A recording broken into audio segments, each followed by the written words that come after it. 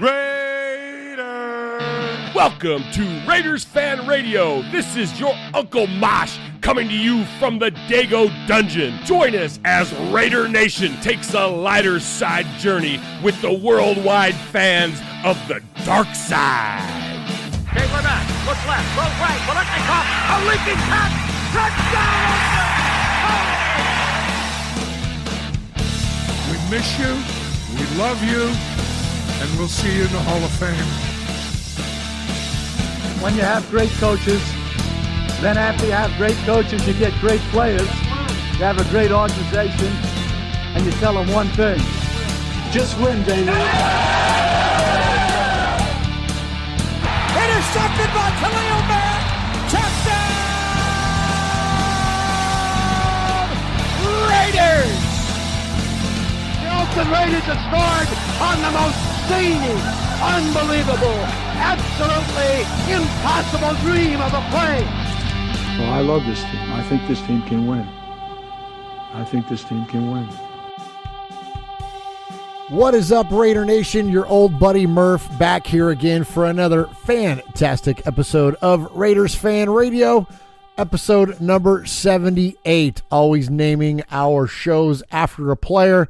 There's only one guy to name episode number 78 after, and that is, of course, the rock star left tackle for the Oakland Raiders from 1968 to 1982, and that is Art Shell. He is an 8-time Pro Bowler, 2-time Super Bowl champion, and man that protected the left side of number 12, Kenny Stabler. So that actually brings me to the topic of today's show. Just a quick episode for you this week. We're not recording this weekend because it's Mother's Day. Happy Mother's Day to all you moms out there that listen to us in Raiders Fan Radio. But we did have an interview this week that I wanted to get out to you all, and I guess you could say we could have released this on Father's Day, but that would have been too long to wait to hang on to this.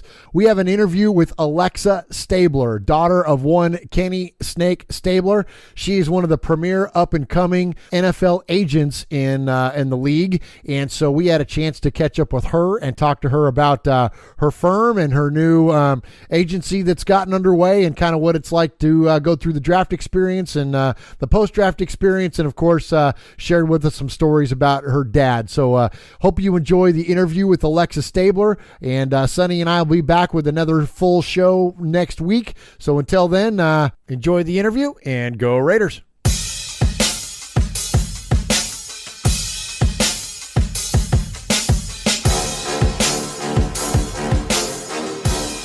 All right, Raider Nation, she has a Juris Doctor degree from the University of Alabama in the same state where she is a successful practicing attorney and now has moved into NFL player representation as the founder and proprietor of Stabler Sports. And that name is definitely no coincidence here on Raiders Fan Radio because she is also the daughter of 2016 Hall of Fame enshrinee Kenny Snake Stabler. So please, Raider Nation, welcome to Raiders Fan Radio, Alexa Stabler. Hi, thank you for having me. Hi, thank you so much for joining us. We really appreciate you taking time to join us here on the show. This was you have a new practice. It's Stabler, or do you call it a practice? I guess new agency, which is Stabler Sports. And so tell us a little bit about your first draft. You just had your first draft here in 2018. Yeah, we just wrapped up the draft a couple weeks ago. It was a blast. I work with a wonderful group of athletes who are just a joy to be around and make me laugh, and are so talented and really awe-inspiring in their dedication to their craft and their talent. But it was a long process winding up to the end of April. So I started recruiting these guys last fall and meeting their families, talking to their coaches, talking to them, building a rapport, and trying to see who am I a good fit for and who's a good fit for me. And once we settled on that, we got them into their combine and pro day training and went through that process for 8 weeks. And then they had the combine and then their pro days. And then we kind of were in a holding pattern for a little while, 2 or 3 weeks. And then the draft happened. And it was so much fun. I had one of my players drafted, J.K. Scott, who's a punter from the University of Alabama, which is where I went to school. And then I had some other guys sign undrafted free agent deals, and now we're in the rookie minicamp stage. So I got to tell you, the fan in me, knowing that the Raiders needed a punter, I was kind of hoping that the Raiders would draft J.K. Of course, they didn't, and J.K. was drafted by the Packers, if I'm not mistaken. So congratulations to him and to you for that.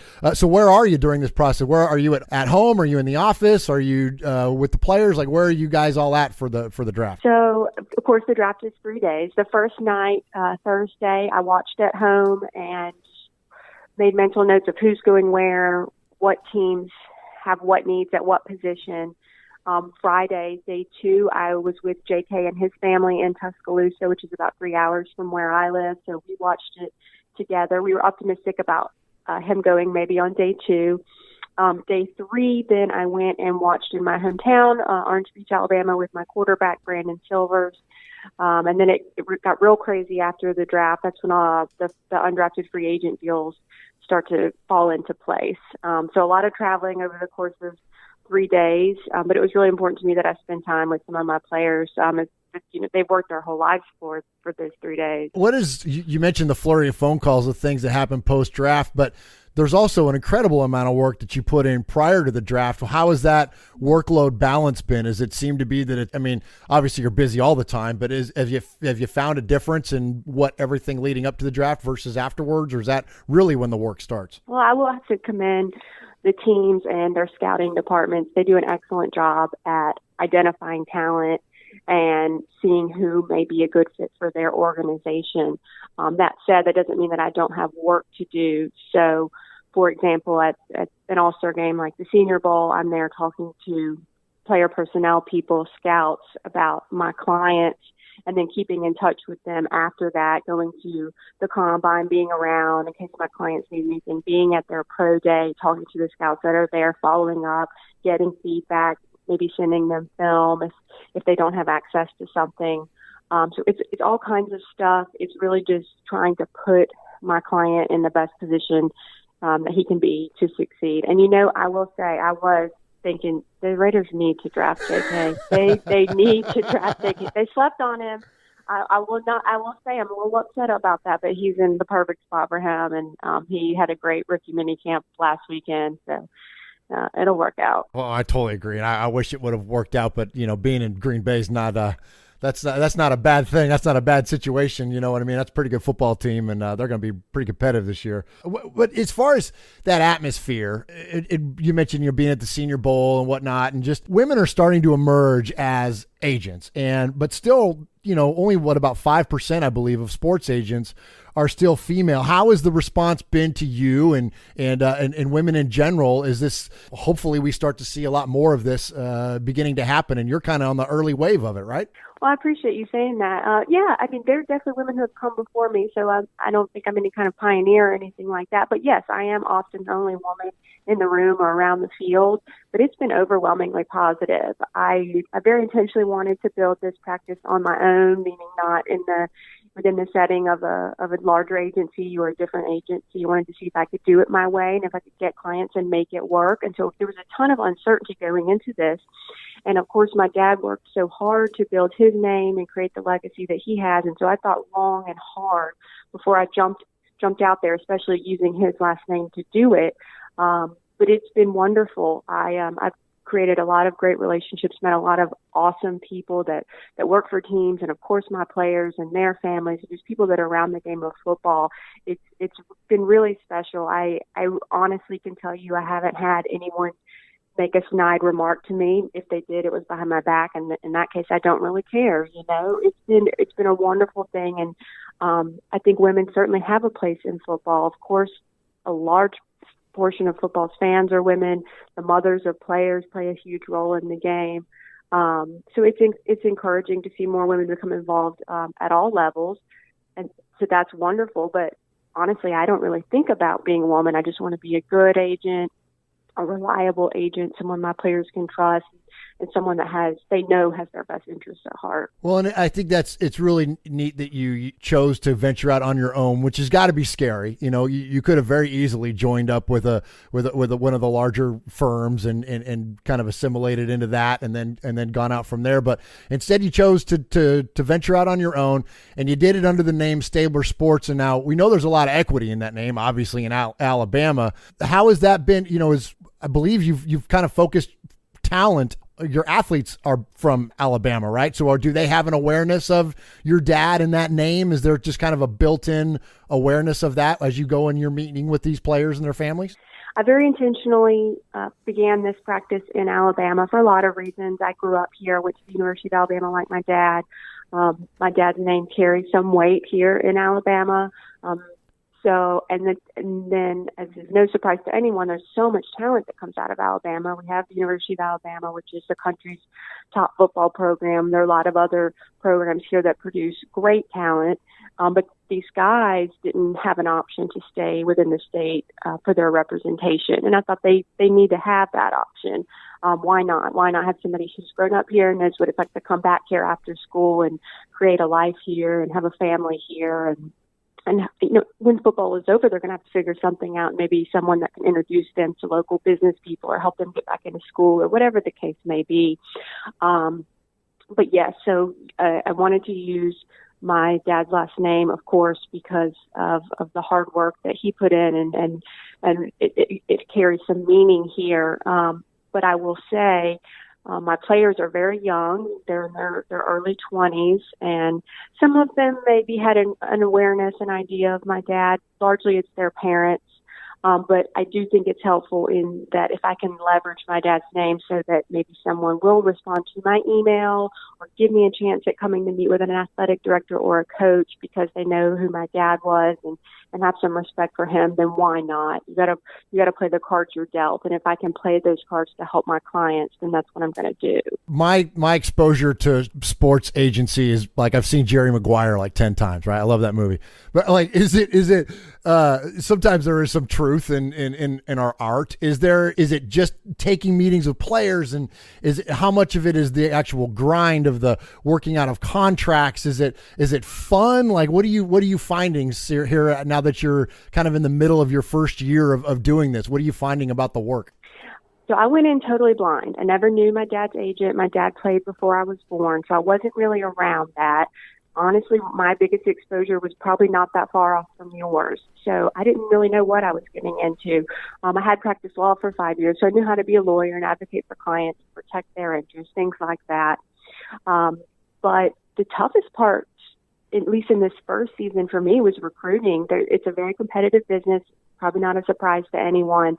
Additionally, I was a first-year agent, so I couldn't point to this roster of guys and say, look, I've done his contract, and here you can go talk to this guy, and he'll tell you that I've done a great job. Or look at this guy, I've gotten this guy this kind of endorsement or marketing opportunity.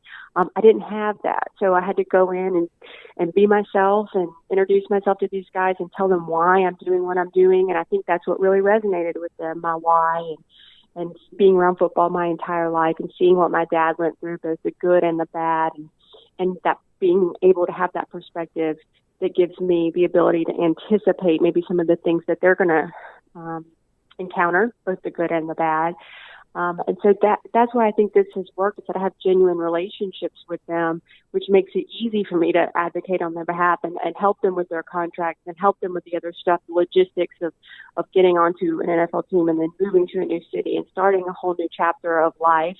The collective bargaining agreement has largely done a lot of the hard work of the rookie contracts for us, so that's nice. But I view my role as so much more than just a contract advisor. I'm almost like a big sister or a mom to these guys, in the sense that anything they need, even the minutia, I really enjoy. I know some agents outsource the day-to-day to maybe a management company, but I love helping them with making sure they're where they need to be and they've got what they need to have to succeed. So it's everything from contracts to travel to dealing with their families, girlfriends, wives, training, getting them in the best physical condition so that they can perform well at the combine or at their pro days.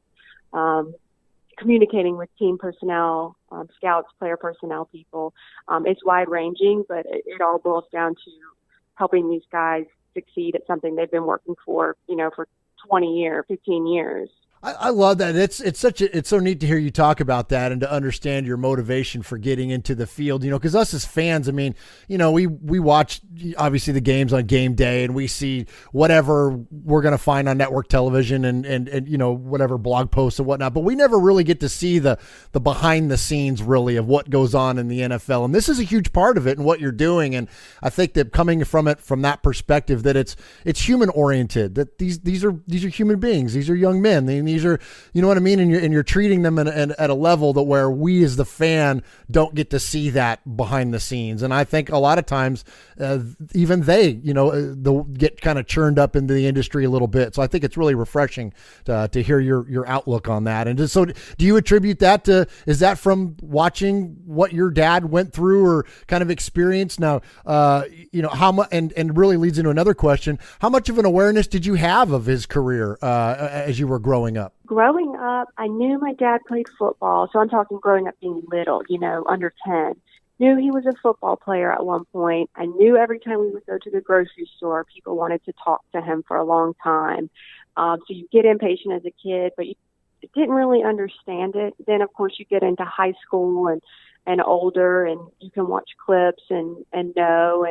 And he did color commentary for Alabama football for a long time. So you start to get more of an awareness. But I will be honest, I truly didn't understand what he achieved in his career and how many people he affected and the impact he had on the Raiders and on football at large until after he passed.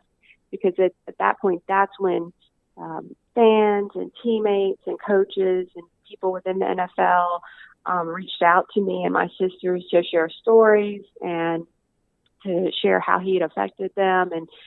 And it was really overwhelming in a good way, though, because it was always something either positive or funny or memorable or just something that helped me know my dad a little bit better, because he didn't have me and my little sister until he was 38 and 40. So he had a whole life.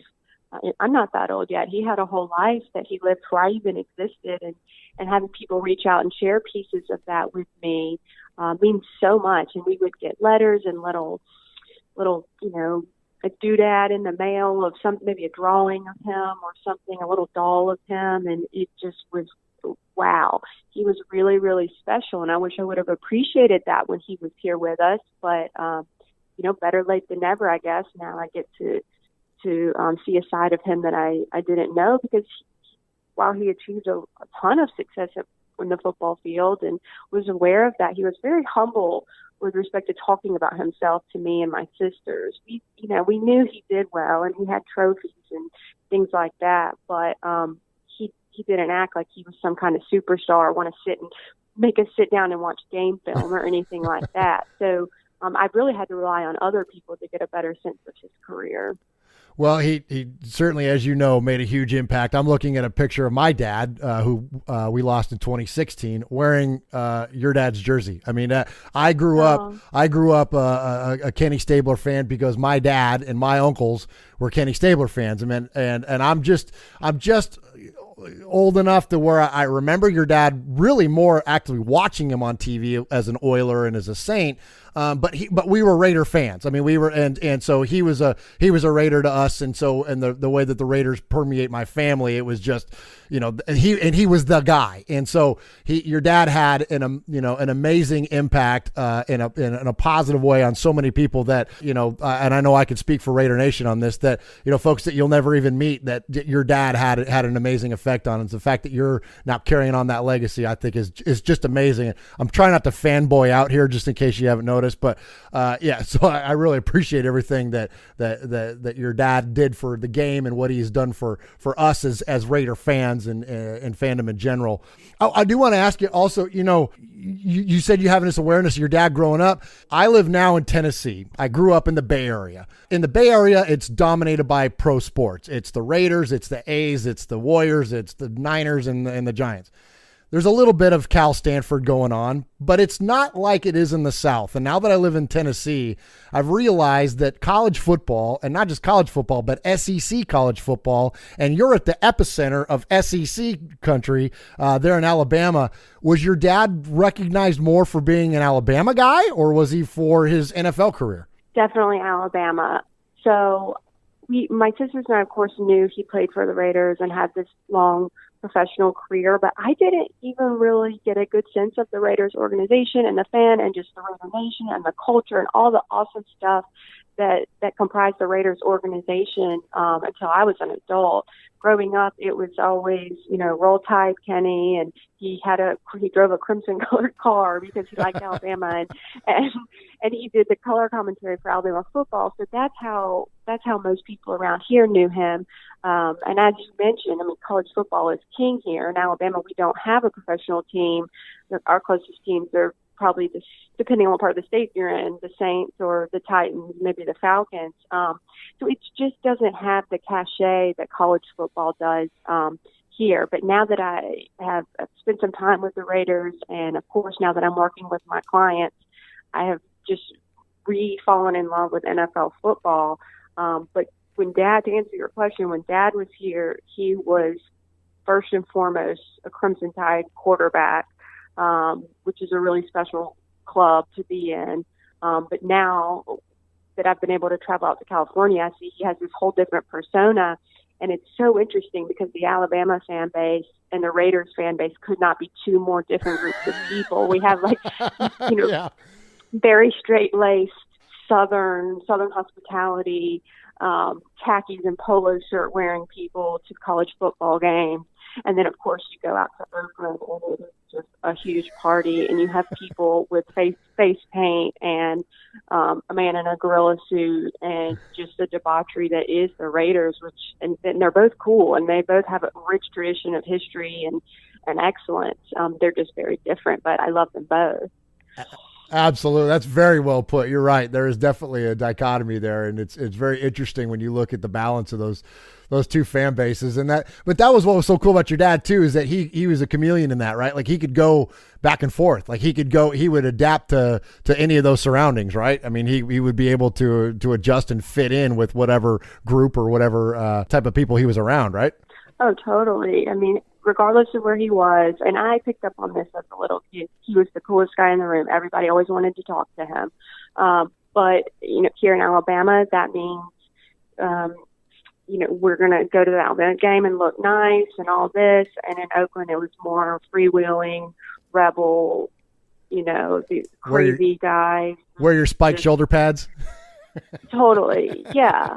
But yes, I think chameleon is a good word for it. But he was being very genuine in both instances. I mean, he grew up as a child here in the South, and then became an adult really out there in Oakland. I was going to ask you about being a Raider fan growing up, maybe, but you've kind of already answered that. And then now that you're representing to all teams, obviously you're not gonna have loyalty to any one organization or another. But do you have like a message to Raider Nation at all? Do you have anything like based on what you've seen or what you've has gone on with the team in past history, or do you have any fun stories that you can share with Raider Nation out there? Well, I feel very confident in saying there really is no fan base like the Raider Nation, and I say that with a lot of love and gratitude and warmth and positivity. Whenever I think it's no surprise a lot of people look at Raider fans and think that they're big and scary and mean, and it's a crazy place to go play. But whenever Dad passed away, perhaps more than any other group, it was Raider fans that wrapped our family up and said, wow, we're so sorry for your loss. He was very special. Is there anything we can do? They were sending us things in the mail, cards and whatnot. So it's a very special group. I know it's like a family, and I think that maybe I have I like to think at least edge to me, and that's a little bit of the Raider in me that I got from my dad. So I am very proudly a member of the Raider Nation. I know, in my job, maybe I can't favor one team over another, but on Sundays when I'm watching, I'm absolutely in silver and black, and I will cheer for the Raiders until, I'm no longer around. That's awesome. I appreciate you sharing that with us for sure. Well, Alexa, I can't thank you enough for your time today. Is there anything we can help promote? Any websites, foundations, anything at all out that we can throw out there to Raider Nation and have them check out? Oh, well, that's nice of you to ask. My website is stablersports.com. My guys are awesome, and you can see a list of them there and some pictures and information about them. And they are my number one priority right now. So just hopefully send some good vibes their way as they go through these rookie mini camps this weekend. Absolutely. Well, we'll check that out for sure. Raider Nation, check out stablersports.com. You can see the athletes that Alexa represents there, and we will definitely look forward to watching them and their successful NFL careers to come, and yours as well. I look forward to following your career, and love to have you back on the show again sometime in the future. And again, thank you for taking time for us today. Absolutely. Thank you.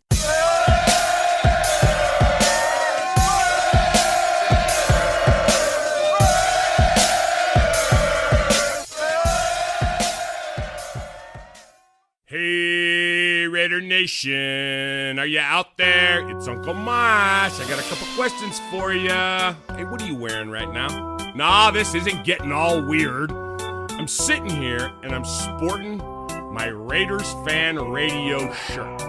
That's right, we got merchandise now. And you too can have one of these nice, I'm saying, Raiders Fan Radio shirts by going to RaidersFanRadio.com. I mean, who wouldn't want to wear one of our shirts? You need to do this, and you need to do it quick. You know why? Because the price is set right now. It's set so low. It's so low, we're afraid that it's going to go up faster than an avocado sandwich at a 49er play date. You know what? Even the redheaded cousin wears one of these when he's not drinking the donkey Kool-Aid. All right, get out there. Order your shirt. RaidersFanRadio.com. I need the money.